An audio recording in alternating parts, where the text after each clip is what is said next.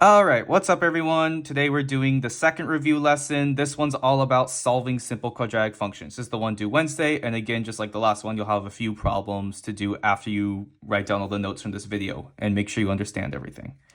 So first off, find all values of x that satisfy the following quadratic equation. All right, so why it says all values of x, there are actually two answers here. Hopefully you remember some of this from algebra, but either way, that's why we're doing review. So let's think of it this way. One thing you could do here is you could divide both sides by x minus 1. What that would do is effectively get rid of it, right? Because you divide this side by x minus 1, it goes away, and you divide 0 by x minus 1, as long as the answer isn't 1, then you would still just have nothing over on that side. So you would have x plus 3 equals 0. All right, and then just subtract 3 from both sides, x equals negative 3. That's one of your answers. But when we were back here, we could have done it the other way. We could have instead divided x plus 3 from both sides, and then we would have gotten x minus 1 equals 0. And then add 1 to both sides, and you would get x equals 1. So both of these are the answers to this little problem here. And if you distribute this like we were doing from yesterday, x to x squared, x to minus 1, so that's minus x, then 3 to x plus 3x, 3 to negative 1, so that's negative 3 equals 0. If you distribute it like that, and we have to reduce, of course, plus 2x minus 3 equals 0. Both of these numbers you can plug in here, and they will both equal 0. Once you plug them all in, like 1 squared is 1, plus 2 times 1, so plus 2 is 3, 3 minus 3 is 0. And it works the same thing for negative 3 right there. So those are your two answers.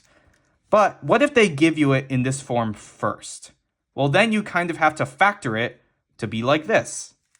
So right here, we have a problem like that. So first off, I'm just going to straight up give you the answer here. X plus 4 times x plus 3 equals 0. That's the answer. That's the one you factor 2, and then you make two separate answers here. X plus 4 equals 0. Subtract 4 from both sides. X equals negative 4. And right here, x plus 3 equals 0. Subtract 3 from both sides. X equals negative 3. Both of these are the answers to this problem. But, how did I actually find 4 and 3 to factor it into? Well, you need to find a number or two numbers that add to the one right in front of the coefficient. So they add to be 7, which these do. 4 and 3 add to be 7. And they also have to multiply to be this number right here. So you're kind of doing the reverse of what we were doing from yesterday. You're kind of working backwards to find out what two numbers add to be this coefficient, and then what two numbers multiply to be this one. So when I was back in school, we learned it like this little method of solving for this. So at the top, you put the number you want to multiply to. At the bottom of this little cross, you put the number you want to add to. And you just start trying things. Like, for instance, I think in my head, what are some of the factors of 12? Well, 6 and 2. 6 and 2. Do those multiply to be 12? Yes. Do they add to be 7? No. So not those. And you keep trying. So eventually, you'll run into 3 and 4. 3 and 4 multiply to be 12. 3 and 4 add to be 7. So you would set it up like x plus 4 times x plus 3 equals 0. And then you solve it just like I did here. Let me do another problem with that method, but this time I'm going to actually start with this little shortcut here. So let's see. I want to find two numbers that multiply to be 25, add to be negative 10. So two numbers that multiply to be 25. Well, 25 and 1, but yeah, that one's not going to work. But 5 and 5 might. I mean, they add up to be 10, but our number is negative 10.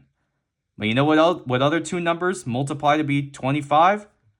Negative 5 and negative 5. And you know what they add to? 10. So yeah, for this one, the answers are x minus 5 and x minus 5 equals 0. And you know what? This is actually just x minus 5 squared equals 0. So back here, we had two possible answers. One of them was -4, one of them was -3. For this one, there's only one possible answer. It's just x minus 5 equals 0. So x equals 5 once you add 5 to both sides. So yeah, the trick here is trying to pinpoint which two numbers add to be this one and also multiply to be this one. All right, so now let's do a slightly more difficult one, but we're still effectively doing it through the same method. I need to find the two values of x that work for this equation. Maybe there's only one value, but probably there's going to be two. So I'm going to set up this cross method and find two numbers that add to be, whatever's down here and multiply to be whatever's up here. So they'll add to be -5. But notice, in this problem, there is a coefficient in front of the x squared. That changes it slightly. So what you're going to do here is the number they need to multiply to is not -2. It's actually -2 times 3, so -6. So you need to find two numbers that add to -5 and multiply to be -6. So the number's negative, so I know at least one of those two numbers has to be negative. So let's try 3 and -2. Those multiply to be -6, but they don't add to be -5. So instead, let's try another two numbers. So, multiply to be -6, add to be -5. Wait a minute, what about -6 and 1? Yep, -6 times 1 is -6. -6 plus 1 is -5. All right, so I'm going to write it like this. X minus 6 times x plus 1 equals 0. However, I'm not done with this step yet.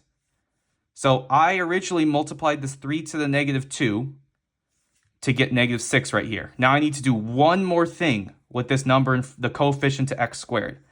I need to divide both of these numbers by 3. That value at the front here. So the answer here is actually x minus 2 times x plus, 1 divided by 3 isn't really an easy number, so I'm just going to leave it as the fraction 1/3. So both my answers here are going to be x minus 2 equals 0 and x plus 1/3 equals 0. Although you can rewrite this one if you want to, the one of the fraction, you can rewrite it so there is no fraction part to it. If ever you're dividing both of these by the number that's the coefficient of your x squared, you can just, and it happens to be a fraction, you could just move that bottom of the fraction in front of the variable right here. So this part still stays x minus 2, but this right here is now 3x plus 1, because I moved the 3 that was at the bottom of this fraction right here in front of the x. But it would have given you the same answer. So let's actually do both of these. X minus 2 equals 0. Add 2 to both sides. X is going to be 2. Right here, 3x plus 1 equals 0. Subtract 1 from both sides. 3x equals -1. Divide both sides by 3. X equals -1/3. So it's the same answer as if I actually kept it like that. It's just that sometimes it's nicer just to not have any fractions in the problem, All right. Let's do one more of these. It's effectively just like the one we just did, but there's a bit of reducing we have to do before we begin. I see an 8 and a minus 2x on this side, so I'm going to subtract 8 from both sides. And I'm also, while I'm at it, going to add this 2x to both sides.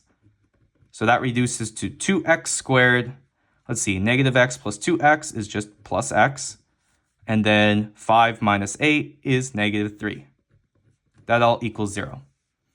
All right, so now I have to make this little cross method, and I need to find two numbers that multiply to be 1, because that's the coefficient of my x.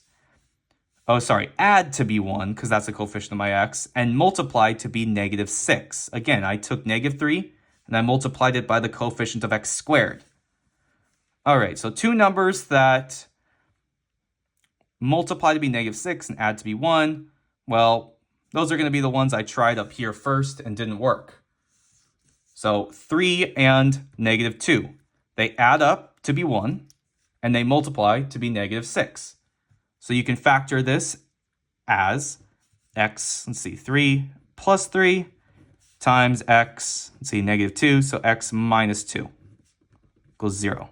Well, not quite done, because remember, I still have to divide both these numbers right here, the 3 and the negative 2, by this coefficient number from the x squared. So that is x plus 3 over 2, and then x, let's see, 2 divided by 2 is just 1, so x minus 1 equals 0. And remember what I said in the last problem? You can rewrite this as just 2x plus 3. So 2x plus 3 times x minus 1 equals 0. That's it, fully factored. And now you just need to make your two answers.